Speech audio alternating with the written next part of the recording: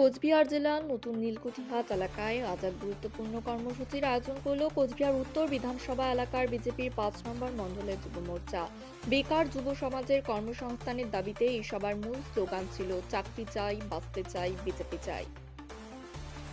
এই কর্মসূচির মাধ্যমে বিজেপি যুব মোর্চার পক্ষ থেকে রাজ্যের ক্রমবর্ধমান বেকারত্ব সমস্যার বিরুদ্ধে সরব হওয়া হয়। সংগঠনের কর্মী ও সমর্থকদের দাবি, বর্তমান শাসক দল রাজ্যে কর্মসংস্থান সৃষ্টি করতে সম্পূর্ণভাবে ব্যর্থ হয়েছে।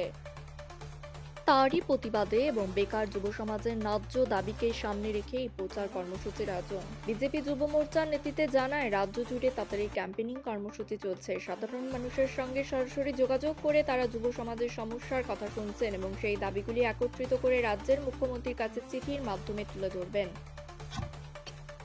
তাদের মূল দাবি চাকরি চাই, নিয়োগ চাই। আজকের এই কর্মসূচি বিকেল 4টে থেকে রাত 8টা পর্যন্ত চলে। দীর্ঘ সময় ধরে এলাকার বহু বেকার যুবক যুবতী সহ সাধারণ মানুষ উপস্থিত ছিলেন। আয়োজকদের দাবি, মানুষের সাড়া ছিল চোখে পড়ার মতো। বহু যুবক তাদের ক্ষোভ, হতাশা এবং ভবিষ্যৎ নিয়ে উদ্বেগ প্রকাশ করেন। বিজেপি যুব মোর্চার কর্মীদের বক্তব্য, রাজ্যে একের পর এক নিয়োগ দুর্নীতি, পরীক্ষার অনিয়ম এবং চাকরির অভাব যুব সমাজকে অন্ধকারের দিকে ঠেলে দিচ্ছে।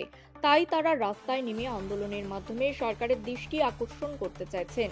সব মিলিয়ে নতুন নীলকুঠিহাটে অনুষ্ঠিত এই কর্মসূচি বেকারত্ব ইস্যুতে কোচবিহার উত্তর বিধানসভা এলাকায় রাজনৈতিকভাবে নতুন বার্তা দিল বলেই মনে করেছেন রাজনৈতিক মহল।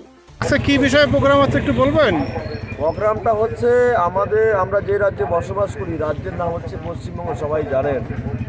আজকে পশ্চিমবঙ্গ বামফ্রন্টের 34 বছর, আজকে তৃণমূলের 15 বছর হতে যাচ্ছে। আজকে রাজ্যে যে আমাদের বেকার যুব সমাজের যে আজকে যে চাহিদা, যে চাকরি, কলকারখানা, কর্মসংস্থান, আজকে সব দিকে আজকে আমাদের রাজ্য সরকার ব্যর্থ। তাই আমরা বিজেপির যুব মোর্চার পক্ষ থেকে সারা রাজ্যব্যাপী ক্যাম্পেনিং করছি, মানুষের কাছে কাছে পৌঁছাচ্ছি। যে মানুষের যে দাবি, সেই দাবি নিয়ে আমরা নবান্নের উদ্দেশ্যে মমতা ব্যানার্জির কাছে যে আমরা চিঠি পাঠাবো, চাকরি চাই, নিয়োগ চাই, এই দাবি নিয়ে আমাদের ক্যাম্পেনিং চলছে।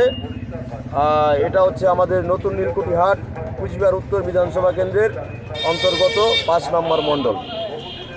দেখার বিষয়, এই দাবির পরিপ্রেক্ষিতে রাজ্য সরকার কি পদক্ষেপ গ্রহণ করেন। এরকমই আরও রাজ্য রাজনীতির খবর সবার আগে পেতে আমাদের নিউজ চ্যানেলটি লাইক, ফলো ও সাবস্ক্রাইব করে পাশে থাকবেন। ধন্যবাদ।